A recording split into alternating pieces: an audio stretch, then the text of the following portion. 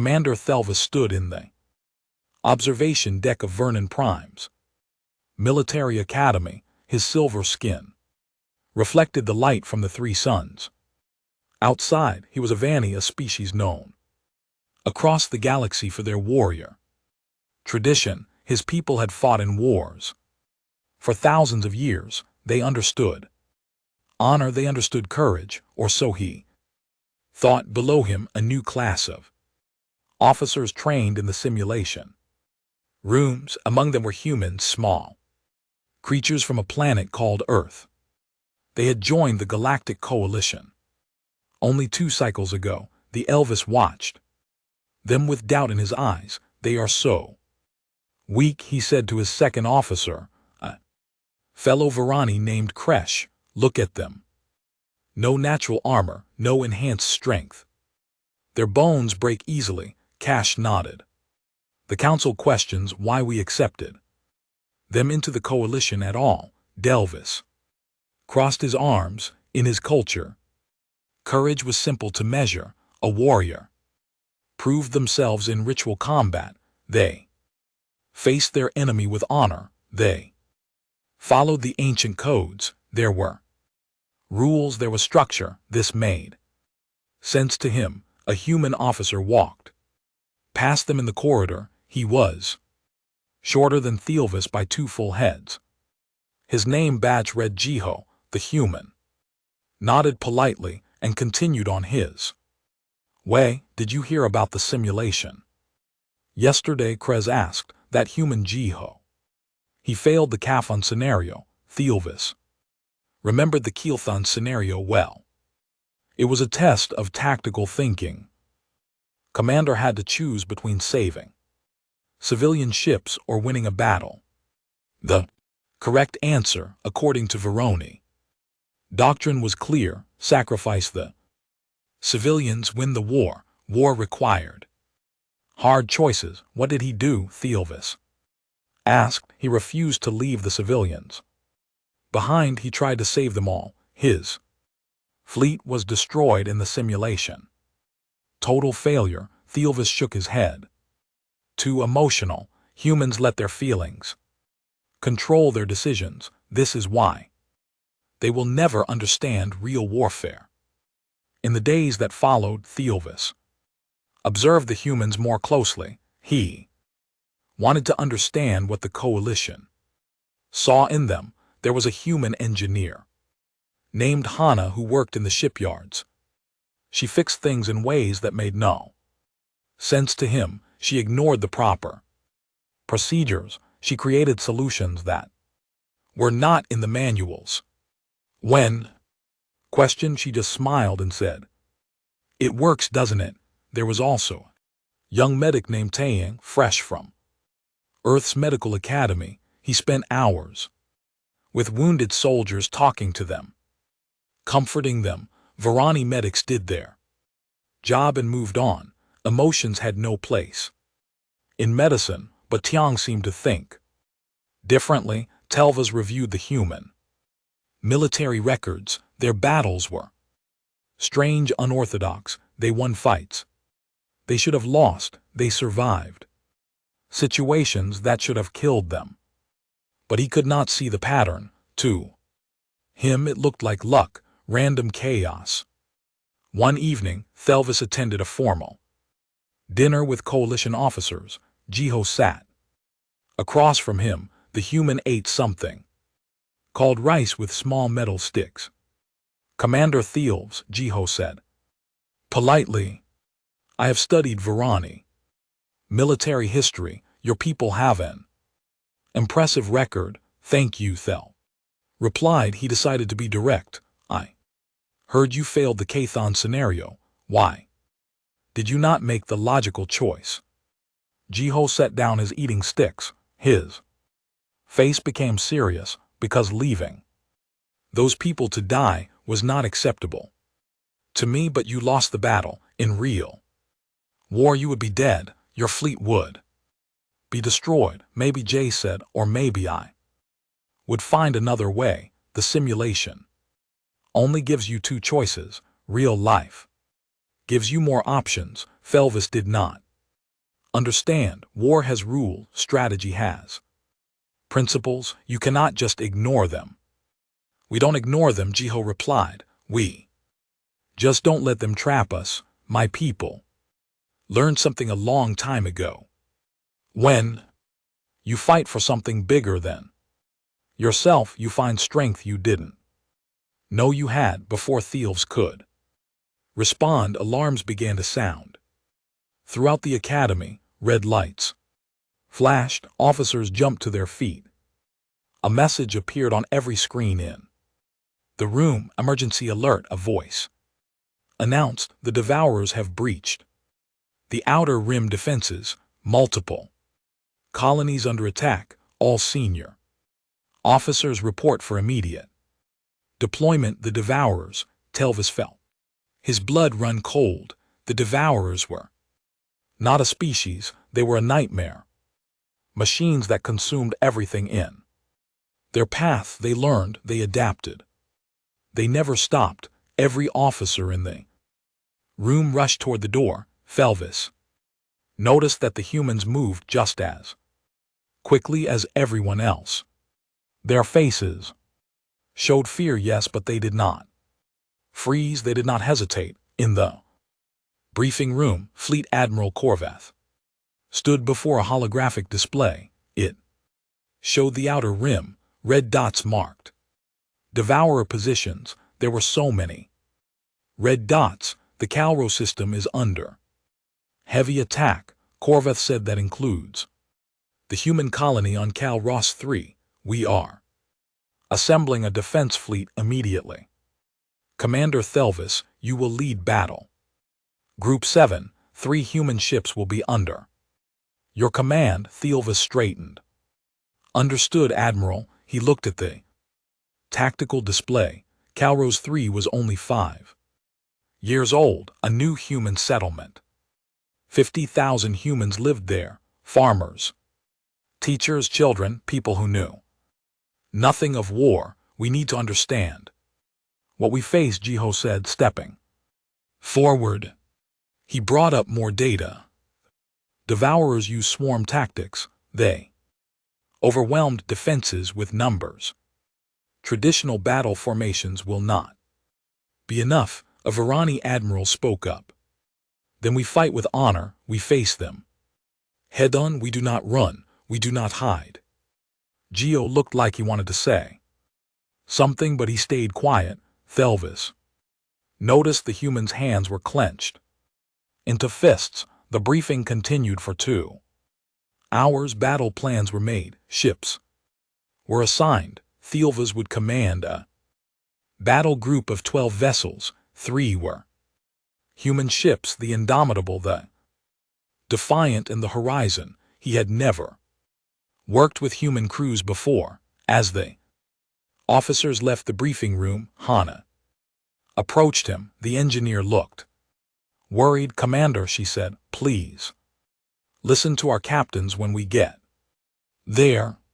The Devourers are not like other enemies. The old ways of fighting will not work. The Veroni have fought wars for 5,000 years, Thelv said coldly. We know courage, we know honor, we will fight as we always have. Hana looked at him with sad eyes. I hope courage and honor are enough. I really do. Delvas boarded his flagship, the Crimson Blade. His crew prepared for immediate departure. Through the viewport he could see the human ships taking position in the formation. They looked small compared to the Varani vessels. Fragile, all ships ready for hyperspace jump, his navigation officer reported. Sat in his command chair, he thought about courage, about honor, about what made a true warrior. He had spent his entire life believing he knew the answers to these questions. Take us to Calrose, he ordered. The fleet jumped into hyperspace. In 8 hours they would reach the battle. Felvis did not know it yet, but everything he believed about courage was about to be challenged. The humans would teach him a lesson he would never forget. The fleet dropped out of hyperspace at the edge of the Crow system. What Thelv saw made his throat tighten. The system was burning. Devourer ships filled the space like a swarm of insects, thousands of them. They moved in patterns that seemed random but were not.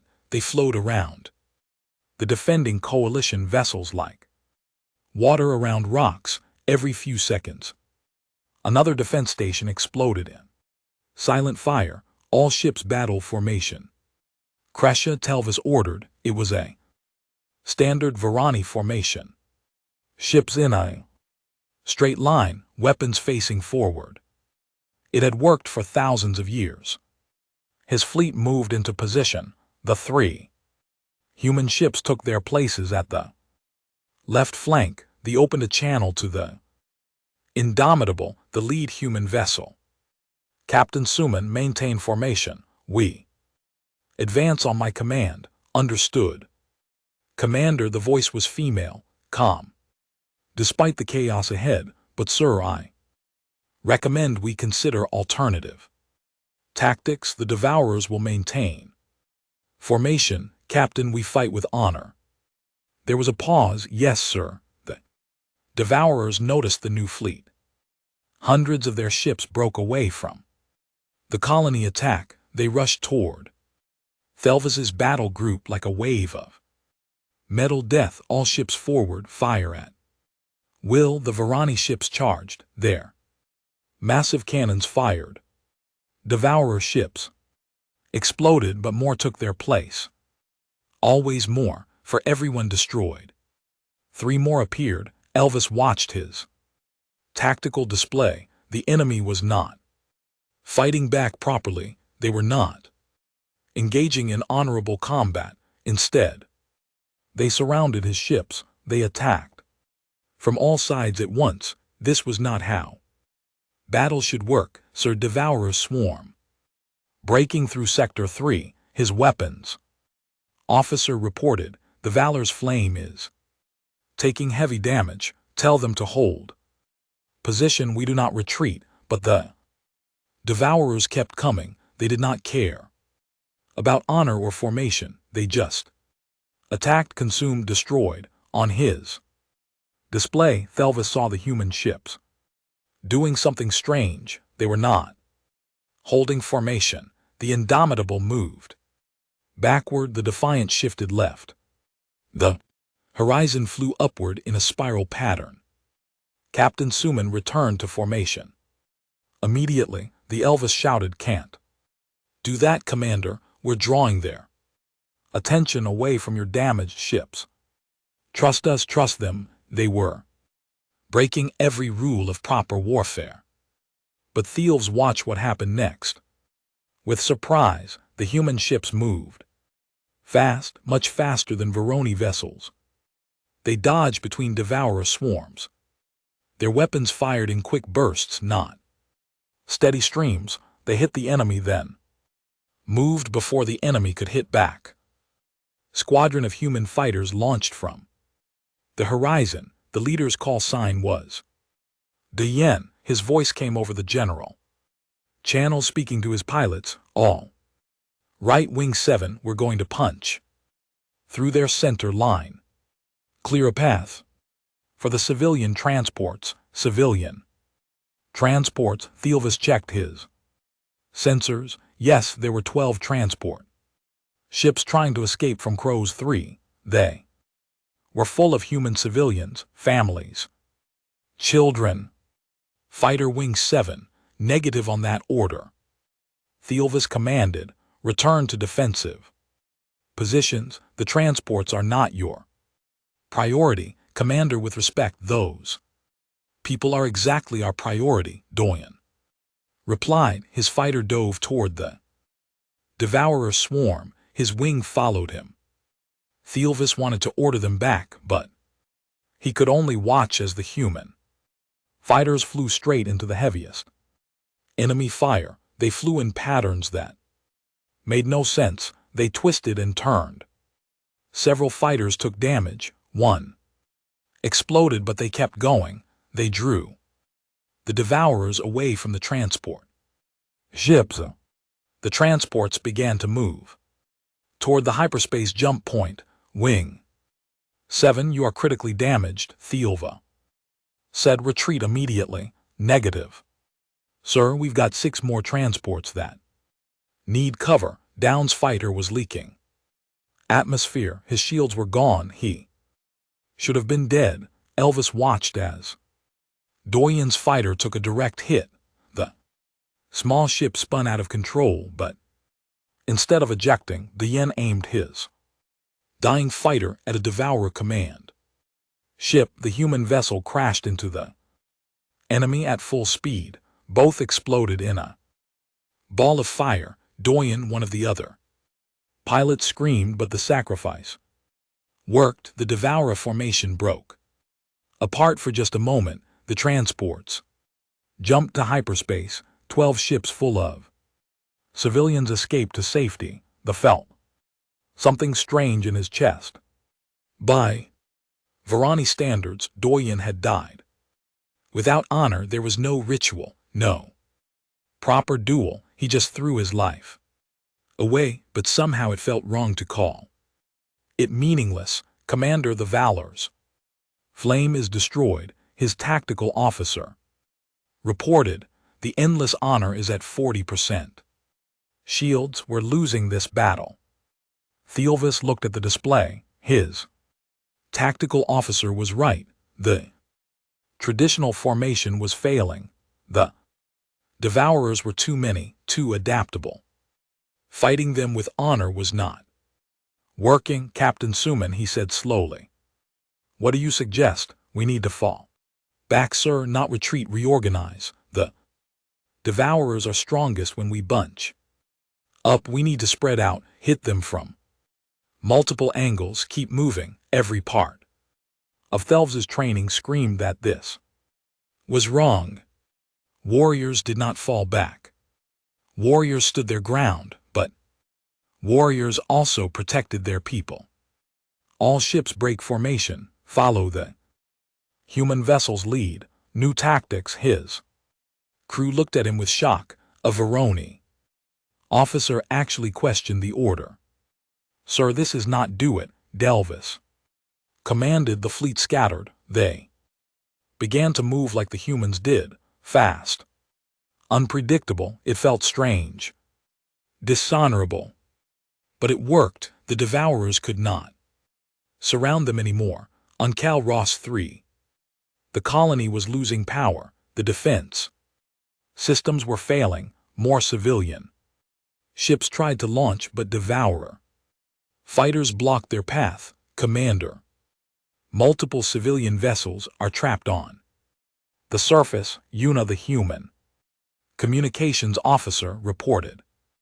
They're requesting emergency evacuation. Telvis calculated quickly. To save them, ships would have to enter the planet's atmosphere. They would be exposed, vulnerable. It was a tactical mistake. He opened a channel. All ships who can provide atmospheric support. Indomitable can do it, Captain Suman replied immediately. But sir, we're already at 60% damage. We might not make it back out. Then do not go. It is too dangerous. Commander, there are 8,000 people down there. Velvas closed his eyes. By all military logic, 8,000 lives were not worth losing a capital ship. The math was simple, but he thought about Dien, about the fighter pilot who gave his life for transports full of strangers. The Crimson Blade will accompany you, the said. We go together. His crew stared at him. His second officer spoke quietly. Commander, this is not the Varoni way. No. Thelvis agreed. It is not, but maybe the Varoni way is not enough anymore. The Indomitable and the Crimson Blade dove toward the planet. Devourer ships followed them. The enemy weapons tore into their shields. Alarms screamed on both bridges. On the surface, civilian ships launched, one by one. They lifted off, the indomitable end. Crimson Blade provided covering fire. But the devourers kept coming. "We're not going to make it," Suman said over the channel. Her voice was calm. "Accepting, Hana, get ready." "Ready for what?" they asked. "Commander, you should start climbing now." "What are you doing, Captain?" "Buying time." Hana rigged our engines. "We're going to overload them, create a big explosion. Should take out most of the devourers in orbit." Delvis understood immediately. "That will destroy your ship." "Yes, sir. But the civilians will escape. That's what matters." "Captain, I cannot allow this." "You have a crew of 600 who all volunteered, sir. This is our choice. Get those people to safety. That's an order from me to you." It was insane. No Vanni captain would ever sacrifice their ship like this. It went against everything his people believed. Ships were sacred, crews were honored. You did not throw away lives without purpose. But these humans saw purpose everywhere. In every civilian saved, in every transport that escaped, they found meaning in sacrifice. "Captain Suman," Thealvis began. "It's okay, Commander. Really, just remember us." The Crimson Blade climbed away from the planet. Below the Indomitables, engines began to glow brighter, brighter. On his screen, Thealvis saw Suman's crew working calmly at their stations. No panic, no fear. Just determination. The last civilian ship cleared the blast radius. "Hana, do it," Suman ordered. The Indomitable exploded. The blast was massive. It consumed hundreds of devourer ships. Shock wave pushed the civilian vessels toward the hyperspace point. They jumped to safety. Delvis stared at the empty space where the Indomitable had been. His tactical officer reported good news. The devourer attack was breaking apart. The remaining ships were retreating. The colony was saved, but Thealvis felt no joy. He had won the battle, but he had not understood the cost. On his communication panel, a light blinked. "Emergency beacons, life pods, sir. We're detecting survivors," Una said. Her voice was shaking with relief. The Indomitable's crew ejected before the explosion. "Captain, summon Hana. Most of the crew are in escape pods." Elvis laughed, actually laughed. These impossible humans, they were willing to die, but they still found a way to live. "Recover all pods immediately," he ordered. As his ship moved to collect the survivors, Thealvis realized something important. The humans had won this battle not through honor, not through ritual, but through something else. Something he did not yet have a name for, but he was beginning to understand. Firebase Omega sat in the neutral zone. Like a wounded animal, the station was old, damaged, and surrounded by devourer forces. But it was also the last defensive position before the core worlds. If it fell, millions would die. The Elvis's fleet arrived 3 days after the battle at Calrose. His ships were damaged, his crew was tired, but the war did not stop for rest. The Firebase commander, a four-armed Teclan officer, met them in the briefing room. "Commander Thealvis, I'm glad you're here, but I'll be honest, we're losing. The devourers attack every 6 hours. Our shields are at 30%. We have maybe 2 days before they break through." Around the table sat officers from different species. Thealvis noticed several humans among them. One was a squad leader named Minu. He had scars on his face and hands that looked old. "A veteran, what are our options?" Thealvis asked. "Traditional military doctrine says we should evacuate," the Teclan commander replied. "Fall back to A stronger position, but if we leave, the Devourers will use this station as a forward base. They'll be able to strike deeper into coalition space. Then we hold the line, Thelv said firmly. We fight them here. A human scientist named Nari raised her hand. She looked young, maybe 30 human years. Commander, I might have another option, but you're not going to like it, explained Nari.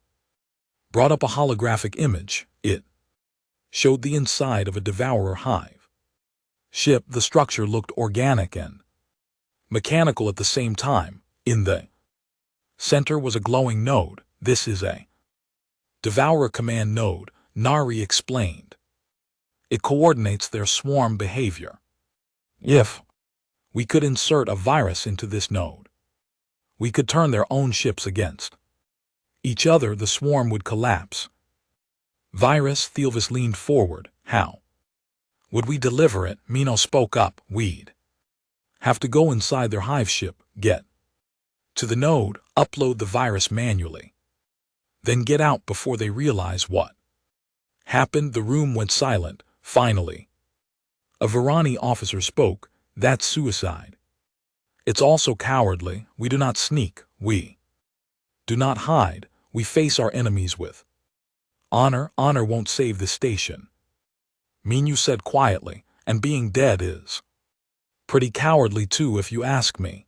The Varoni officer stood up angry. Delvis raised his hand. Sit down, Lieutenant.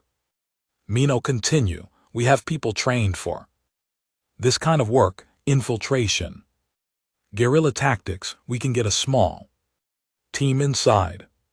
The Devourers won't expect it because honestly, nobody else in the galaxy fights this way. Theelvis looked at the hologram. Everything in his training said this was wrong. Varoni warriors fought in the open. They announced themselves. They gave their enemies a chance to prepare. That was honor. But he thought about Captain Suman, about Doyan, about the strain way humans approached war. How many people would you need? Thelvis asked.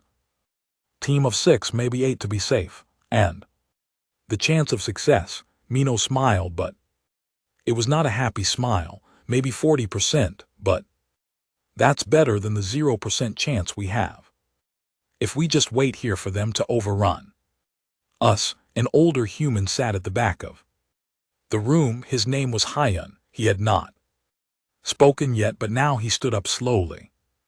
Commander Thelvis, may I say something? Go ahead. Hyun's voice was rough, like he had screamed too much in his life. I'm from Crow 7, or I was. The Devourers attacked my world 3 years ago. We followed proper military protocol. We fought them with honor. We held our positions. We did everything by the book. He paused. His hands shook slightly. They killed everyone. My wife, my daughter, everyone I knew. All because we fought the way we were supposed to, because we followed the rules. Hun looked directly at Thelvis. I learned something that day, Commander. The Devourers don't care about our rules. They don't care about honor. They only care about consuming everything they find. So we can either die with honor or we can live by doing whatever it takes to win. Your choice. The room was very quiet. Delaz thought about his own people, about the thousands of years of warrior tradition, about the codes and rituals that defined what it meant to be Varani. Then he thought about empty space where the Indomitable used to be, about Doyan's fighter crashing into the enemy, about 8,000 civilians who lived because someone broke the rules. Minu, prepare your team. Theelvis said. We attempt the mission. 6 hours. The Varoni lieutenant protested. Sir, this is against everything we stand for. No, Thelvis replied. It's against everything we stood for. Perhaps it's time we learned to stand for something new. The planning took 4 hours. Minyu's team would consist of 4 humans, 2 Varani volunteers, and 1 Teclon engineer. They would use a stealth shuttle to approach the hive ship.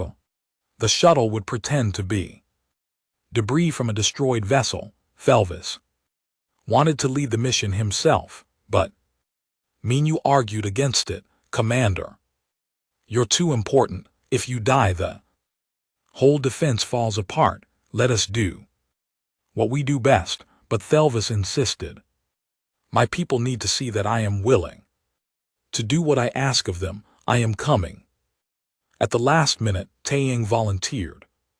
The young medic stepped forward. You'll need medical support. I'm going. You're a medic, not a soldier, Minyu said. Exactly. You're all going to get hurt doing something insane. You'll need me. Nari also joined the team. Someone needs to upload the virus. That's me. I created it. I know how to make it work. As the team prepared, Yuna set up a communication system. She would stay on the firebase and maintain an open channel to the infiltration team. I'll be your eyes and ears, she explained. When things go wrong, and they will, I'll talk you through it. The stealth shuttle launched during a devourer attack while the enemy ships focused on the firebase's defenses. The small shuttle drifted toward the hive ship. It looked like just another piece of wreckage floating in space. Inside the shuttle, Thelvos felt strange. He wore light armor, not the ceremonial battle plate of a Varoni commander. He carried a small weapon, not a traditional blade. Everything felt wrong, dishonorable. Minyu noticed his discomfort. First time sneaking around. Yes, my people do not approve of stealth. Why not? Because it lacks honor. A warrior should face their enemy openly. Minyu checked his weapon carefully. Commander, can I tell you something? Courage isn't about how you fight, it's about why you fight. Right now we're sneaking around in the dark because that's what saves lives. That's honorable enough for me. The shuttle reached the hive ship. The exterior was covered in strange material that looked like metal bones. The team found an entry port and cut through it carefully. One by one they slipped inside. The interior of the hive ship was a nightmare. Organic tubes connected to mechanical systems. The air smelled like oil and rot. Strange sounds echoed through the corridors. The devourers were not just machines, they were something worse, a corruption of both life and technology. Stay quiet, Minyu whispered. Move carefully. The devourers can sense vibrations. They moved through the ship for 30 minutes. It felt like hours. Several times devourer drones passed within meters of them. The team hid in a loves, holding their breath, waiting. Telvis watched Minyu move. Human showed fear. Thelvis could see it in his eyes and the way his hands shook slightly, but Minyu kept moving forward. He pushed through the fear. That's courage, Thelvis realized, not the absence of fear but action despite it. They reached a large chamber. In the center was the command node, exactly as Nari had predicted. It pulsed with sickly light. Cables connected it to the entire ship. I need 5 minutes, Nari said. She moved toward the node with her equipment, but alarms suddenly screamed. Lights flashed red. The devourers knew they were there. Contact, Mino shouted. Devourer drones poured into the chamber. From every entrance, the team opened fire. Felvis fought beside them. It was not the clean, honorable combat he was trained for. It was chaos, desperate, ugly but necessary. Nari, how long? Mingo yelled. 3 minutes. A devourer Drone lunged at Thelvis from the side. He did not see it, but Minyu did. The human threw himself in front of Thelvis. The drone's blade caught Minyu across the chest. He fell bleeding. Thelvis killed the drone with one shot. Then he dropped to Minyu's side. Human was badly wounded. In Veroni culture, field medicine was not a commander's duty. That was beneath an officer's rank, but Thelvis did not care about rank anymore. He pulled out medical supplies. His hands worked, quickly sealing the wound, injecting healing compounds. Taeyang appeared beside him, helping. Together they stabilized Minyu. 2 minutes, Nari called out. She was still working at the node, even as weapons fire filled the chamber. Around her, more devourers came. The team was running out of ammunition. Hun took a hit in the leg but kept fighting. One of the Verani volunteers fell dead. Yuna, Delva said into his communicator, "We need extraction in 90 seconds. Working on it, Commander. The shuttle is on its way, but you're going to have to get to the surface port yourselves." 1 minute, Nari shouted. Her fingers flew over her equipment. They looked around the chamber, at the humans fighting beside him, at Minyu, wounded but alive, at Taeyang treating injuries while dodging enemy fire, at Nari working calmly with death all around her. These people were terrified. He could see it, but they did not run. They did not give up. They pushed through their fear because something was more important than being safe. Something was more important than their own lives. Upload complete. Nari grabbed her equipment and ran toward the exit. The team fought their way back through the corridors. The news reached the fleet 6 days later. The Devourers were moving toward Earth. Not a small force, not a raiding party. Everything, the entire Devourer armada. Millions of ships, all heading for humanity's home world. Delva sat in the Emergency Coalition Council meeting. The holographic chamber was filled with representatives from every member species. The mood was dark. "We cannot defend Earth," the Teclon High Commander said bluntly. "The numbers are impossible. Humanity has only one primary world. If we commit our forces there, we risk losing everything." Avani Admiral agreed. "The strategic choice is clear. We evacuate as many humans as possible. We fall back to the core world. We establish a new defensive line." Delvis listened as officer after officer agreed. The math was simple. Earth could not be saved. It was logical to retreat. Admiral Sora appeared on the human channel. She looked tired, so very tired. "We understand your position. We will not ask you to die for us, but humanity will not evacuate. Earth is our home. We stand, you'll die." The Teclon Commander said, "All of you, for nothing." "Maybe," Sora replied quietly. "But at least we'll die as ourselves. We in LT, UNC, and GT, LL die protecting what matters to us." The Council voted 15 species to 3. The Coalition fleet would withdraw. Earth was on its own. Thelv returned to his ship in silence. His crew prepared for the retreat order, but Thelva stood at the viewport, staring at the stars, thinking. He thought about down flying his damaged fighter into the enemy, about Captain Suman setting her ship to explode to save civilians, about Minyu taking a blade meant for him, about all the humans who kept fighting, even when they should have run. On his console, a feed from Earth played quietly. News reports, messages, stories. He watched them without meaning to. A man named Junho stood in front of a weapons platform. He was a teacher. He had never been in the military, but he was learning to operate the defense guns. Because everyone who could fight was fighting. I'm terrified, Junho admitted. To the reporter, I don't know what I'm doing, but someone has to do this. Someone has to stand here, so it might as well be me. Children worked in factories assembling ammunition.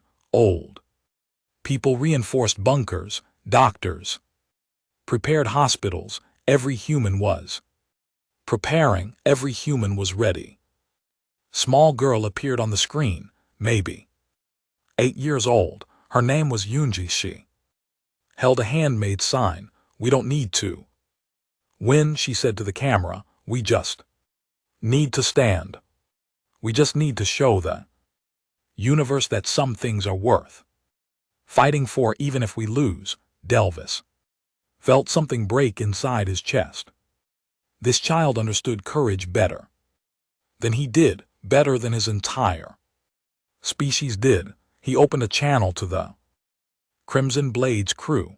All hands, this is the commander. I am going to disobey direct orders from the Coalition Council. We are going back to Earth. Any crew member who wishes to transfer to another ship may do so now. No questions asked, no dishonor. I will not force anyone to follow me into this. He waited. The ship was silent. Then his second officer spoke. Permission to speak, Commander. Granted. The crew took a vote while you were in the council meeting. We're staying, all of us. Humans taught us what real courage looks like. We'd be ashamed to run now. Thelvis closed his eyes. Pride filled him, not the old pride of honor and ritual, a new pride, the pride of standing for something that mattered. Set course for Earth, maximum speed. The Crimson Blade turned away from the Coalition fleet.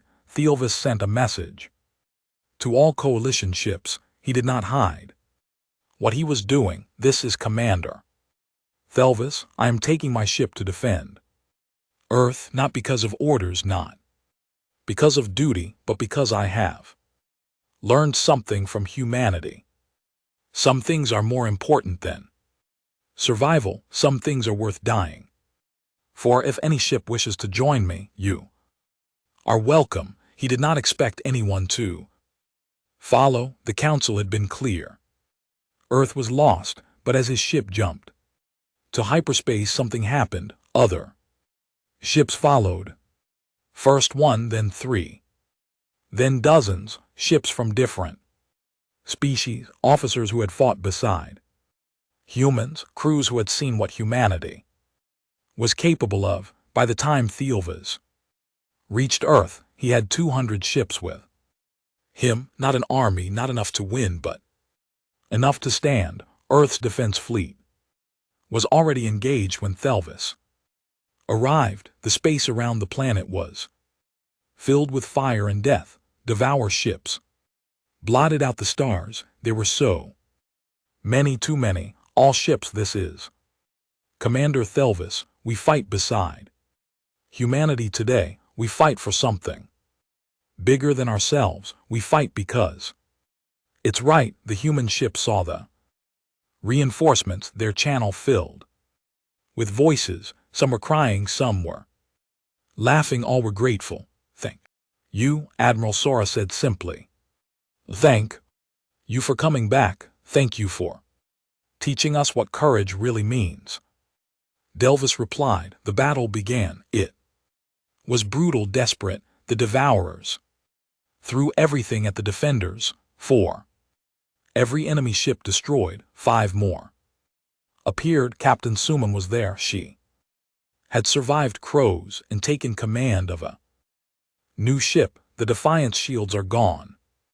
We're down to hull integrity, but we're still here. Doyen's voice came over the fighter channel. He had survived crash somehow. Now he led another Squadron Wing 12 with me. We're going after their command carriers, even if we Don't make it back on the planet.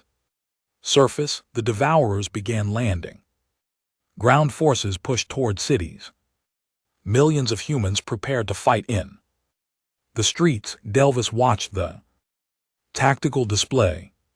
The math was clear. They were losing, slowly but surely. They were being overwhelmed. Commander, I'm reading massive structural damage. To the Crimson Blade, his engineer reported, we've lost 70% of our weapon. Life support is failing in 6 sections. Keep fighting, Delvis ordered. Below he could see defense stations exploding. The planetary shield was collapsing. Devourer ships were getting through. Nari's voice came over the science channel. I have one more virus, one more chance to disrupt their swarm, but I need to broadcast it from the surface, from the main communications array in New Sol. Can you reach it? Sora asked. Maybe if I can get through the Devourer ground forces, I'll get you there. Minu said. He was recovered enough to fight again. My team will escort you. Delvis wanted to object. It was suicide. The Devourers controlled that sector, but then he realized that's what humans did. They attempted the impossible because someone had to try. On his screen, he saw footage from New Sol. Young-ho, the teacher, was still at his defense gun. His hands were shaking. His face was covered in dust and blood. But he kept firing, kept fighting. I'm so scared, Janho said to someone off camera, but I can't stop. If I stop, who will? The ground battle raged. Minu's team fought through streets filled with Devourer drones. Nari carried her equipment, running between cover. Yuna stayed on comms, guiding them through the chaos. LFT, 3 drones at your left, Yuna shouted. The team turned and fired. They were getting close. The communications array was only 2 blocks away. In space, more ships fell. The Defiant took a direct hit. Suman's voice cut through static. This is Suman. The Defiant is finished, but we're not done yet. Her ship, burning and dying, accelerated toward a Devourer command carrier. Just like before, just like Calros, she would give everything to take one more enemy ship with her, but this time Thelvis would not let her die alone. Crimson Blade matched the Defiant's course. We go together. His crew did not hesitate. The massive Varani flagship turned and followed the Defiant on its final run. 2 ships, 1 human and 1 Varani, flying side by side toward certain death. Commander, you don't have to do this, Suman said. Yes, I do. You taught me that courage means standing beside those who need you, even when it's impossible. Especially when it's impossible. The 2 ships struck the Devourer carrier simultaneously. The explosion was massive. It tore a hole in the enemy formation. Thel felt the Crimson Blade shaking apart. Emergency system screamed, but he smiled. He had learned what real courage was. He had learned it from the humans. All hands abandoned ship, he ordered calmly. Escape pods. Now the crew evacuated. Telvis was the last to leave. As his pod ejected, he looked back at his flagship, the ship that had carried him through 100 battles. It was burning, dying, but it was dying for something that mattered. On the ground, Nari reached the communications array. Devourer forces surrounded her position. Minu's team fought them off, but there were too many. Nari, upload the virus, Mo shouted. He was wounded again. They all were. Nari's hands flew over the controls. The virus would broadcast to every Devourer ship in the system. It would corrupt their command structure. But it would take time. Time they did Not have 30 seconds, Nari said. Devourer drone broke through the perimeter. It moved toward Nari, its blade raised, high unstepped between them. The old veteran took the hit meant for her. He fell, but he smiled. Finish it. Kid, make it count. 20 seconds more. Devourers came. Taeyang fought beside Minyu, the young medic who had never wanted to be a soldier. He fired his weapon with tears running down his face. 10 seconds, the defense line collapsed. Devourer drones poured into the communications building. Minyu grabbed Nari and pulled her behind cover. Upload. Do it now. Nari pressed the final command. The virus spread across the system. Every Devourer ship received it. Every drone, every command node, and one by one they began to fail. The swarm, so coordinated and deadly, turned on itself. Ships collided. 3 months after the Battle of Earth, Thelvis stood before the Veroni High Council. The chamber was ancient, carved from black stone that had witnessed 5,000 years of warrior tradition. Today that tradition would judge him. The charges were serious: disobeying direct orders, abandoning his post, breaking formation, destroying a coalition flagship. Each crime carried severe punishment. Together they meant exile, dishonor, the end of everything he had been. Thelvis stood straight. He wore simple armor, not the decorative plate of a commander. He had no ship, no rank, nothing but his conviction. Commander Thelvis, the council leader, spoke. You have violated every code we hold sacred. You abandoned honor for chaos. You followed alien ways instead of Verani tradition. How do you answer these charges? I accept all of them, Thelvis said calmly. I broke your rules. I ignored your orders, and I would do it again. Murmurs filled the chamber. Vanny warrior did not speak this way to the council. You admit your guilt. The council leader seemed surprised. I admit my actions, whether they are crimes or not, that is for you to decide, but I will not apologize for them. I learned something beside humanity. I learned that our codes, our traditions, our honor, they had become empty. We forgot what they were meant to protect. You dare to question 5,000 years of warrior tradition. Thelvis looked at the council members, old warriors, all of them covered in scars from ritual duels, decorated with medals from honorable battles. Yes, he said simply, I question all of it because I watched humans fight with more honor than we ever had. They fought without rules or rituals. They fought scared and bleeding and terrified, but they fought for something real, something that mattered. The chamber doors opened. Jiho walked in, followed by Hana, Sumin, and Taeyang. Behind them came dozens more, humans who had fought at Calrose, at Firebase Omega. At Earth, what is the meaning of this? The council leader demanded. This is a Verani proceeding. These humans have asked to testify. Another council member said coalition law allows it. Jia stepped forward. He bowed respectfully. Honored council, I speak for humanity.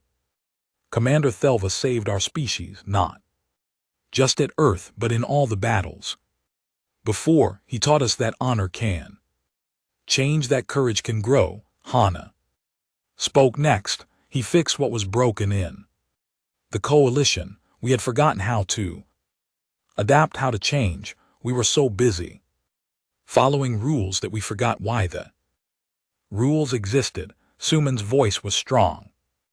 At Kelrose I was ready to die. We all were, but Commander Thelv showed us that sacrifice means nothing if it's wasted. He learned from us, yes, but we learned from him too. We learned that tradition And change can work together, Hyun. Limped forward, the old veteran had. Survived Earth but barely, I lost. Everything once because commanders followed protocols instead of doing what was right. Theelvas was different. He did what was right, even when it cost him everything. Tiang, young and earnest, spoke last. Courage is not about how loudly you announce your strength. It's about quiet decisions made in dark moments. Commander Thelvis made those decisions. He chose people over pride. That's the highest honor. The council listened. Some members looked angry. Others looked thoughtful. The council leader sat back in his chair. You speak of honor and courage, he said slowly. But you are not Varoni. You do not understand our ways. Then let me speak. Another voice came from the back. Min walked forward. Beside him walked Theelvis's second officer from the Crimson Blade, a Varani who had followed him to Earth. I am Varani, the officer said. I understand our ways. I was taught them from birth, but I also stood beside humans. I saw what real courage looked like. It was not in rituals or ceremonies. It was in a teacher named Junho who operated weapons he did not understand because someone had to. It was in a child named Yunji who understood sacrifice better than we did. Minyu continued. Commander Theelvis is the bravest warrior I have ever known.